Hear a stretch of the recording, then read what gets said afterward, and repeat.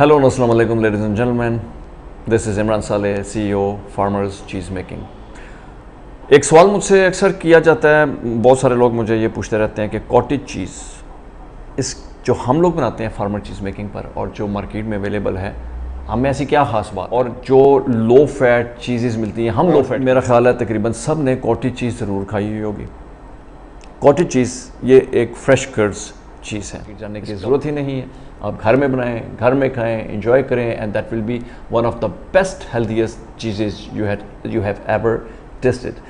अब अगर आपको वो अवेलेबल नहीं है, आपसे इतनी मेहनत नहीं होती है, आपको अच्छा दूध अवेलेबल नहीं है, तो फिर हमारी कंपनी फार्मर्स चीज़ मेकिंग आपकी खिदमत के लिए हाजिर है, क्योंकि हम लोग जो चीज़ आपको प्रोवाइड करेंगे वो one of the best quality products होंगी। पेशावर में ये चीज़ खाने का एक कल्चर है, और ये आपको जो KPK के रहने वाले लोग हैं, जो हमारे पठान भाई हैं, वो ज़्यादा सेहतमंद आपको नज़र आएंगे।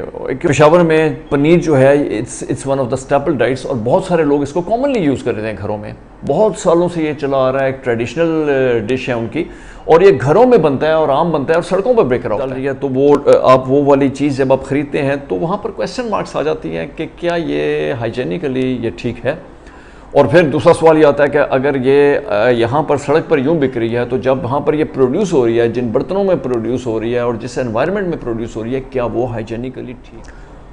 फार्मर चीज़ मेकिंग, जैसा आप सब जानते हैं कि we are producing over 50 varieties of non process artisanal cheeses, और अभी हम इसमें इजाफा करने जा रहे हैं जाएंगी।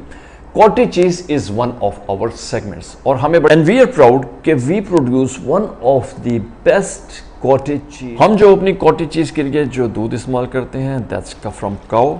इस दूध से जिस तरह हम लोग हाइजेनिकली प्रोड्यूस करके आप तक पहुंचाते हैं, वो ऐसे ही है जैसे आपने अपने किचन में, बल्कि शायद हम उससे भी ज़्यादा ख्याल रखें, क्योंकि इतना ख्याल आप नहीं कर सकते हैं, इतने ग्लव्स पहन कर और इतना खुद को पैक करके चीज़ नहीं बना सकते हैं जो हम लोग आपके लिए करते हैं।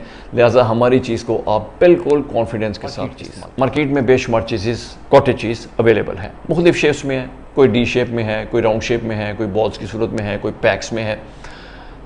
चीज़ बनाने के दो तरीके होते हैं। एक तो वो जो हमने अडॉप्ट किए हुए हैं, कंप्लीट कंट्रोल यूनिट्स, जिसके अंदर आपने हाइजीन का एक्सट्रीम SOPs अपने अडॉप्ट करने हैं और अच्छे लेवल के अच्छी क्वालिटी का मिल्क इस्तेमाल करना है, होल मिल्क लेना है, उसको चीज़ में प्रोड्यूस करना है, उसकी बेहतरीन पैकिंग करनी है, नहायत हाइजेनिकली और टेम्परेचर कंट्रोल्ड एनवायरनमेंट में उसको, जहाँ भी सेल्ड आउट यूनिट्स हैं आपके वहाँ तक। ये जो रॉ मटेरियल है दूध, ये किस सोर्स से ख़रीदा गया और उसका केमिस्ट्री क्या है, क्या उसके अंदर कोई पाउडर्स की या पानी की या अडल्ट्रेशन वाले दूध तो नहीं है, क्योंकि मटेरियल जो होता है, raw material, that matters, that counts. फिर क्या किया जाता है कि इस दूध में से क्रीम को सेपरेट कर लिया जाता है, क्योंकि क्रीम अच्छी कीमत पे बिक जाती है। उसके बाद जो आपके पास दूध रह जाता है, उसको प्रोड्यूसर समझता है कि चूंकि ये स्किम्ड हो गया, ये लो फैट हो गया। ये लो फैट नहीं, वो ऐसा होता है कि लो फैट जो होता है वो 1%, 2%, 3%, 4%, 5%, व्हाटएवर इज इट्स रेशो, उसका मैकेनिज्म, उसका प्रोसेसिंग सारी दुनिया में डिफरेंट है। उसकी क्रीम निकालने का प्रोसेस थोड़ा सा डिफरेंट है। ऐसा नहीं है कि सारे दूध में से सारी क्रीम को एक्सट्रैक्ट कर लिया जाए और बड़ा खुश हुआ जाए कि जी चूंकि हमने क्रीम निकाल दी, सारा फैट निकाल दिया, तो इसके बाद जो कुछ भी है ये डाइट है। अच्छा, जो नॉन प्रोसेस चीज़ मेकिंग होती है उसमें कैसिन वाइट प्रोडक्ट्स अलग कर दिए जाते हैं, जिसकी चीज़ बन जाती है, जो उसका पानी होता है, इट्स कॉल्ड वे। हमारे प्रोसेस में वो फेंक दिया जाता है, हमारे किसी यूज़ में नहीं रहता, लेकिन जिनकी बहुत बड़ी इंडस्ट्री होती है वो उस वे को वे पाउडर में तब्दील कर देते हैं, जो कि मुख्तलिफ मिल्क फार्मूलाज में और बेकरीज वगैरह में। जब ये चीज़ें मार्केट में आती हैं तो मेरे नज़दीक ये प्रोसेस चीज़ें हैं, ये नॉन प्रोसेस नहीं आती हैं। और इसके बाद अगर उसको लो फैट एज्यूम कर लिया जाता है, ये एक और गलती है, क्योंकि मेरे नज़दीक ये लो फैट नहीं है। जब ये दूध बच जाता है, मैं बाहर के मुल्कों की बात कर रहा हूँ, जब ये दूध बच जाता है तो उसमें एक चीज़ का सिर्फ फ़र्क पड़ता है, और वो है सैचुरेटेड फैट्स। ये जो क्रीम लगी हुई है ये सैचुरेटेड फैट्स है।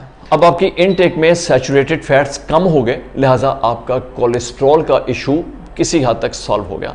लेकिन अगर हम इसके अंदर वे पाउडर मिक्स कर देंगे, मिल्क पाउडर्स मिक्स कर देंगे, सोडियम मिक्स कर देंगे, और वेजिटेबल ऑयल्स या कोई और नाश्ता, सिर्फ और सिर्फ वो लोगों को इस्तेमाल करना चाहिए जिनके कोलेस्ट्रॉल लेवल्स के इश्यूज हैं। वो भी आजकल जो है वो ये एक दुनिया आपके हाथ में है। यहाँ पर इस तरह गूगल करें और सर्च करें, हर चीज़ को आपको सर्च करें और मालूम करें कि आप लोग जो खा रहे हैं क्या खा रहे हैं। ज़िंदगी छोटी सी है, मुख्तसर सी है, इसको नॉन प्रोसेस करके जिए और अच्छी लाइफ गुजारें। प्रोसेस चीज़ों से अवॉइड करें जिस हद तक कर सकते हैं।